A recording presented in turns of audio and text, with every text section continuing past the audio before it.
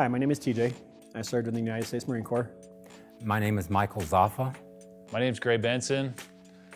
I joined the Army National Guard in 1985. Hi, my name is Anna Marshall. Jetta Wacker. My name is Bill Moss, and I joined the Navy in 1984. Hi, my name is Andy Westby, and I served in the Air Force from 1986 to 1992. My name is Richard Haas. I'm a veteran of the United States Air Force. I served from 1963 to 1966 in Germany as a sentry dog handler.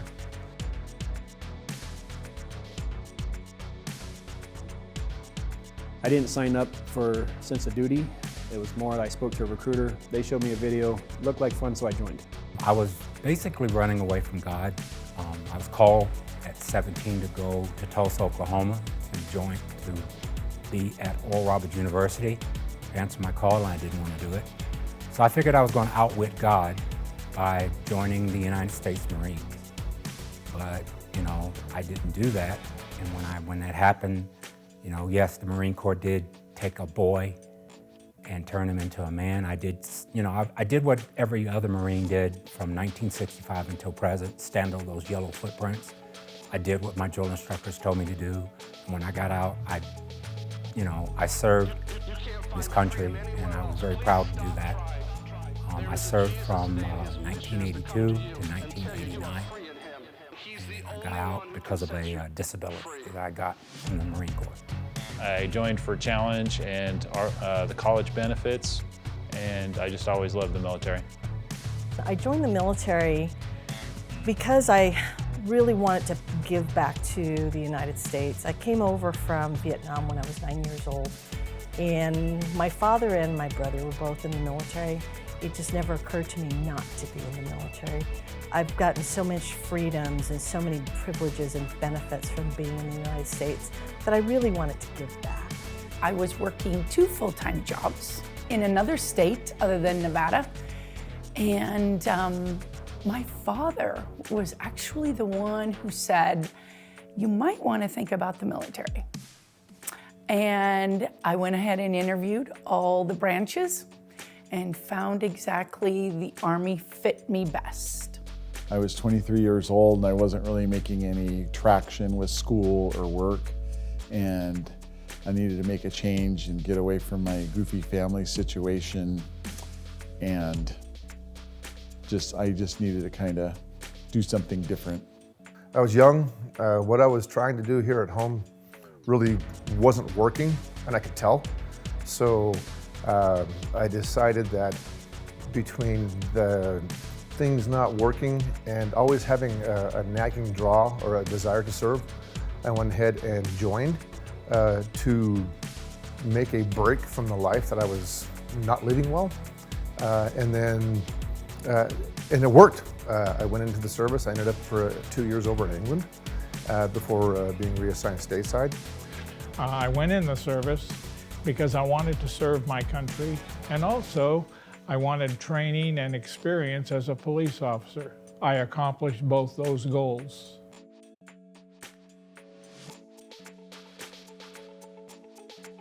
I saw God in the Marine Corps where, while I was there, I didn't have my family. I was very alone. I was on the West Coast, they were all on the East Coast, so I didn't really have a chance to talk to them much. So when I started going to church, I found God, and that's what helped me get through my time in the Marine Corps and what kept me moving forward.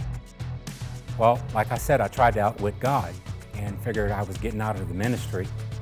But I had a drill instructor. His name was Gunnery Sergeant Goiter, and he told us a lot of the Christians that we had, because we had it on the dog tags.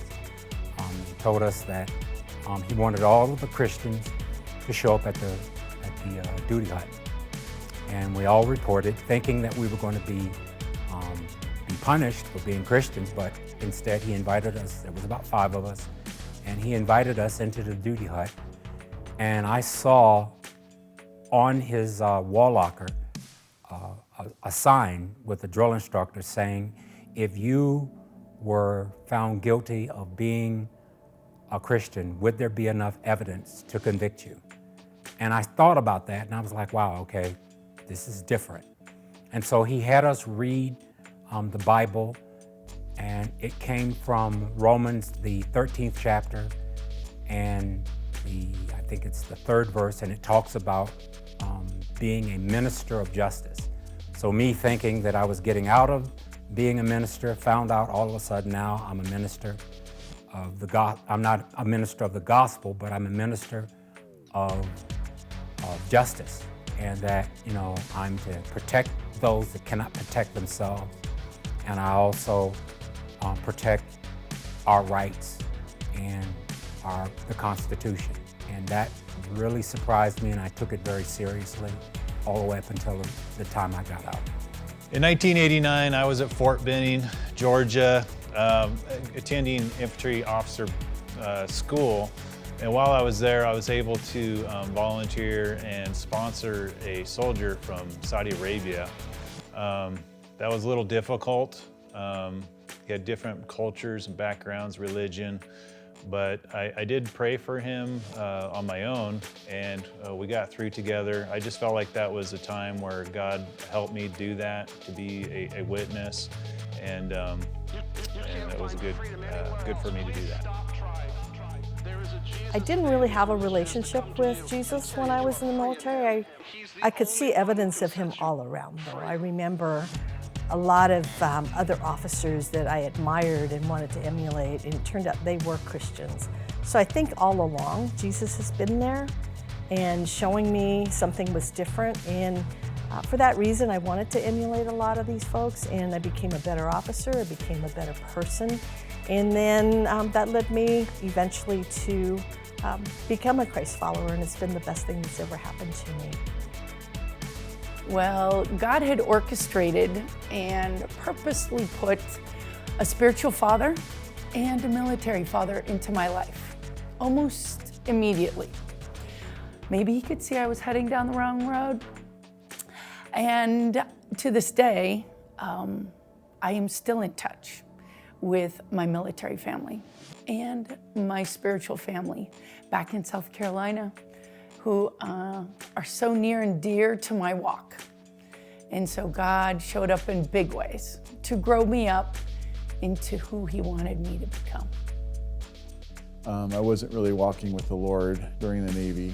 I was still a Christian, but I wasn't going to church. There weren't like Bible studies to go to that I was able to be a part of. But I remember in 1987-ish, there was a really huge album by Paul McCartney called Graceland, and he had these backup singers on the record called Lady Smith, Black Mambazo, when they were from South Africa. And I was like, wow, I really like how these guys sound. So I went and I bought a CD of theirs, and it was really good. They're great singers, and then they had songs on the album that I listened to about God, and there was this thing called like King of Kings, and I would just be listening to that, and I just really was touched spiritually by that, and I really felt like God was kind of encouraging me, even though I was like just stuck in a place where there wasn't a lot of God going on. And so that's how he really showed up. Perhaps toward the end of my term of service in England, I wasn't living right, and I knew it. But it was as if at some point in the last 3 or 4 months of my being there, where it was as if a stone dropped into my shoe. This nagging suspicion, or this nagging realization that I just wasn't living right, and I knew it. And I knew it, but it just kept on living the way I was. But the closer I came to my change of station, the more it nagged at me, such that by the time I left England, I knew I had to get my heart right. And so when I returned stateside, as soon as I settled into my new duty station, I went out and found a church. And it was from that point forward that I returned to faith, and I haven't left since. After the service in Germany and an honorable discharge, I moved to Las Vegas, Nevada, where I went to work for the FBI. And in that place, I met my wife, my future wife, and she introduced me to Jesus. Jesus and God and my wife have been a critical part of my life ever since, and I praise God for His direction and guidance in my life.